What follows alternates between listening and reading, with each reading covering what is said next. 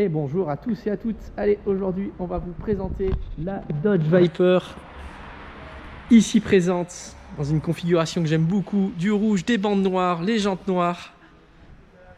Donc c'est une phase 1 avec son magnifique 8 litres en bloc aluminium qui développe 394 chevaux en boîte mécanique. Donc c'est la RT10, une voiture qui nous a fait tous rêver, surtout à l'apparition de la PlayStation 1. On s'amusait tous à la piloter, pour tous les passionnés bien entendu, de belle américaine. Elle était terriblement difficile à conduire et c'est toujours le cas aujourd'hui. Il faut conduire et piloter ça avec beaucoup d'humilité. Allez, on va vous la présenter en détail de façon esthétique et on ira faire un essai dynamique. Vous allez voir, c'est très sympa. Donc celle-ci est d'origine suédoise, donc c'est une vraie européenne, sans aucune difficulté donc à immatriculer. On dispose bien entendu de tous les documents. Le hardtop, bien entendu, ici, va sauter tout à l'heure pour aller faire un essai routier. On entendra un petit peu mieux les échappements. Une des particularités, et il y en a beaucoup, vous allez voir, c'est les échappements latéraux. Attention quand on ouvre la porte et que le moteur est en marche, on peut se brûler les pieds. Des belles ouïes latérales, ainsi que sur le capot. Ça en fait vraiment un design très atypique. Le hardtop, regardez, il est cool aussi. Avec une ouïe centrale. Les jantes 3 bâtons avec 4 pneus Michelin. Des beaux étriers siglés RT10 comme vous pouvez le voir. Je parlais précédemment donc d'avoir beaucoup d'humilité lorsqu'on conduit et pilote ce type de voiture. Il y a beaucoup de couple et une absence totale donc de aide à la conduite, passif et actif bien sûr. Il n'y a strictement rien. Il y a vous derrière le volant, c'est tout. Une des particularités également, c'est pour rentrer dans la voiture, il faut ouvrir la petite vitre, la glisser et on ouvre la porte. Allez, donc l'habitacle, très sympathique, avec des sièges baquets en cuir, très confortable. Un beau volant, bien sûr sans airbag, sinon c'était trop simple. Une belle boîte mécanique à l'ancienne, 6 rapports.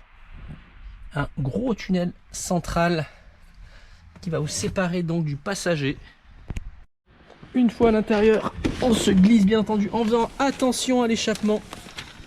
Moteur éteint, c'est toujours mieux. Et voici à quoi ressemble donc le poste de pilotage d'une Viper avec ses 4 manomètres de température, de pression, jauge à essence et de voltmètre. La climatisation ici présente est fonctionnelle encore aujourd'hui. Un poste CD, la commande des phares. Tout est bien incliné donc vers le conducteur. Et une des particularités aussi, c'est assez surprenant, donc là vous ne le voyez pas, c'est un peu sombre, mais c'est l'orientation donc des pédales. Là mes pieds sont bien droits et en fait là je ne touche pas du tout l'embrayage et tout est bien sur le côté gauche. Donc on conduit et on pilote un peu de façon étrange, on est sur le côté.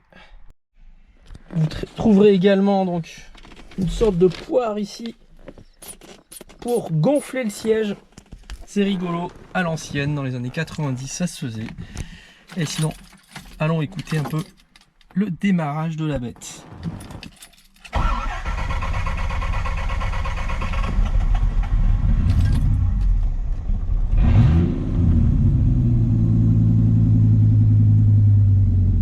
L'ambiance est présente.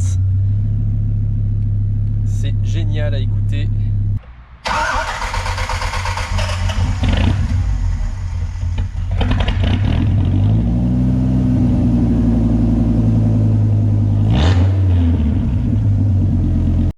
Et ce que je disais plus tôt, là le moteur est allumé pour grimper. Là il faut faire vraiment très attention, ça souffle dans les jambes. Ici nous sommes dans le showroom, donc on entend bien la présence de celui-ci. Un bruit vraiment particulier du V10.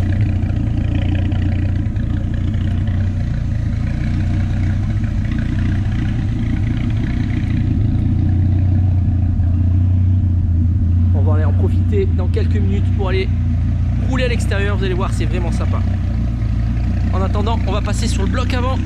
Vous allez voir, l'ouverture et la cinétique du capot est très étrange. Et une autre particularité donc des Viper première et même deuxième génération, pour ouvrir le capot moteur, une petite tirette ici, tac, c'est ouvert. Vous allez voir, même on va s'y mettre à deux pour pas l'abîmer. C'est une grosse pièce. Une fois d'avoir appuyé sur la petite tirette, la cinétique, voilà, est très étrange. Il faut mettre donc, vas-y, baisse-le un petit peu, un tout petit peu, encore. Voilà, c'est bon. Et c'est tout, voilà. Donc la petite baguette, bien entendu, qui a un petit peu du mal à tenir, mais c'est comme ça. On est chez Viper. Regardez-moi ce bloc alu. Un V10 Willy de 394 chevaux. Plus de 600 Nm de couple.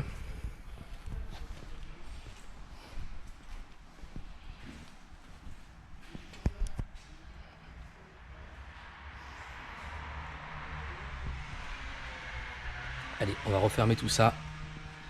Et vous comprendrez donc les alignements donc chez Viper sont pas au top du top. Et regardez l'armature qui bouge très facilement. Ça peut prendre du jeu. Faire attention à ça. Quelle belle pièce qui doit coûter extrêmement cher si on l'abîme. Allez, on va en profiter pour enlever le toit tout de suite. Et regardez-moi ça, ce petit délire.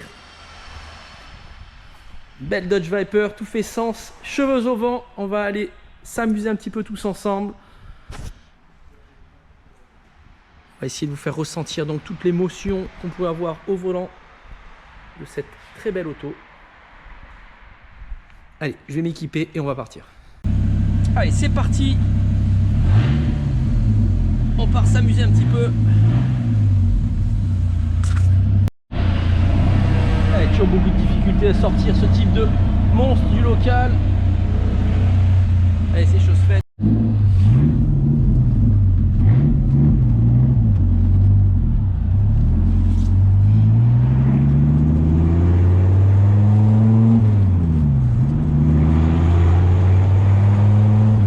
Toujours un grand honneur de rouler là-dedans.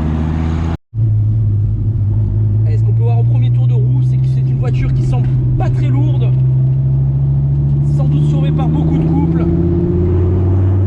On va attendre d'être vraiment en parfaite ligne droite avant d'accélérer. Allez, c'est parti.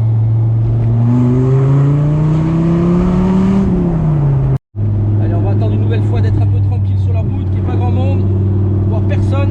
Il faut utiliser toute la route. Au milieu, et c'est parti.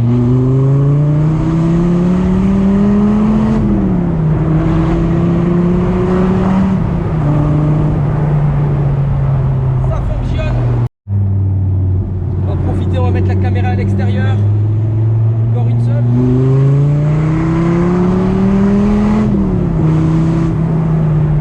C'est incroyable, vraiment, une expérience vraiment qui est géniale. Allez, on vous la fait voir aussi à l'extérieur.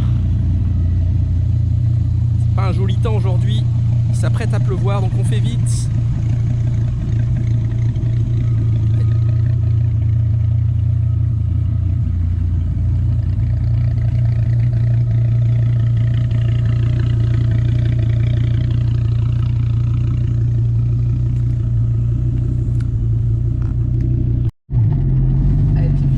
Encore à l'intérieur avant de passer à l'échappement.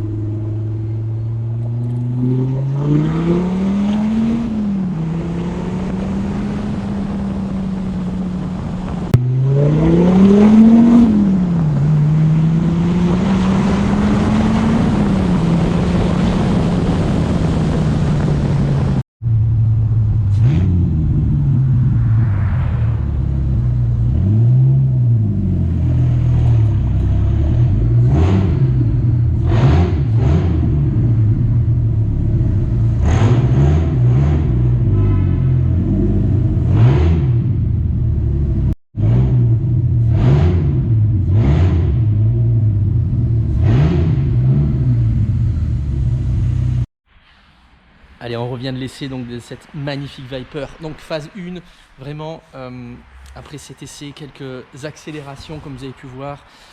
Il faut rester vraiment humble avec la pédale de droite, mais ça fait tout son charme en tout cas. Je suis très content d'avoir roulé avec ce type de véhicule, d'en pouvoir l'acheter et bien sûr la commercialiser aujourd'hui parce qu'elle est en vente.